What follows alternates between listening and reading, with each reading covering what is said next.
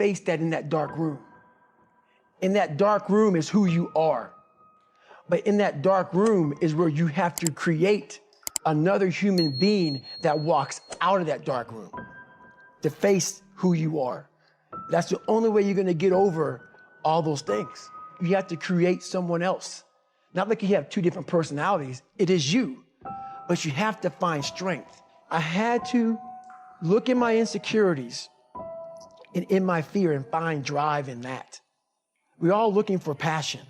Passion's all around you. You have a whole fucking stack of it all around you. It's your insecurities, all that shit. You gotta dive deep in that shit. It's all in there. All the energy and fuel you need is right in yourself. It's all there. You got a lot of stuff to do to overcome. And that's where I found it.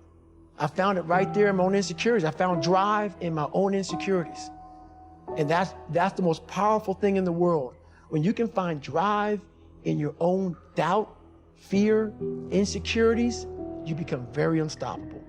I had to use all this negative shit that was making me weak and horrible as a person. I had to use this as the power that now fueled me. I had to flip it on its head and say, hold up. This might be exactly what I need. The darkness is exactly what I need. It's how you look at your situation. So my big thing was how I addressed that problem was I had to sit down. Each thing that is wrong with you has to be a focal point. You can't look at this gigantic list and say, I gotta change all this shit. My God, this is crazy. No. You take off the first one. I want to be smarter.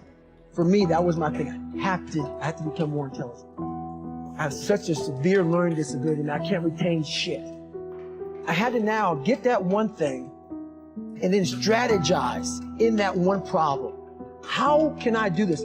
I'm not gonna learn like you. I'm not gonna learn like anybody else. How am I gonna figure this out? So I then figured out, okay, where are my strengths here? Where are my weaknesses in learning? All right, man, how am I gonna do this? And I figured out a way to do it.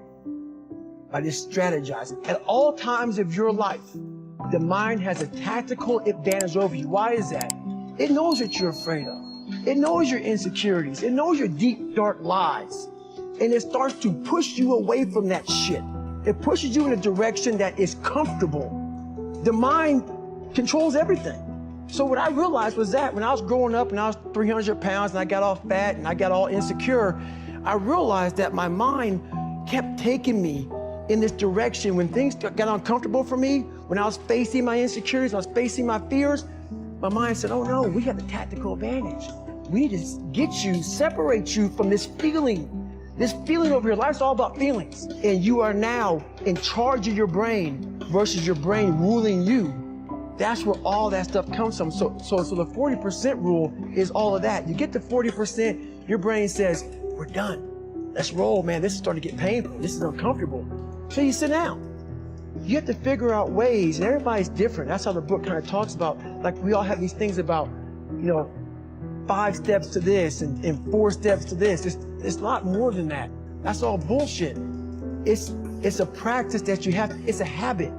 So if you know that at 40%, I'm feeling pain. At 40%, I'm feeling pain. That's where the 40% rule kicks in.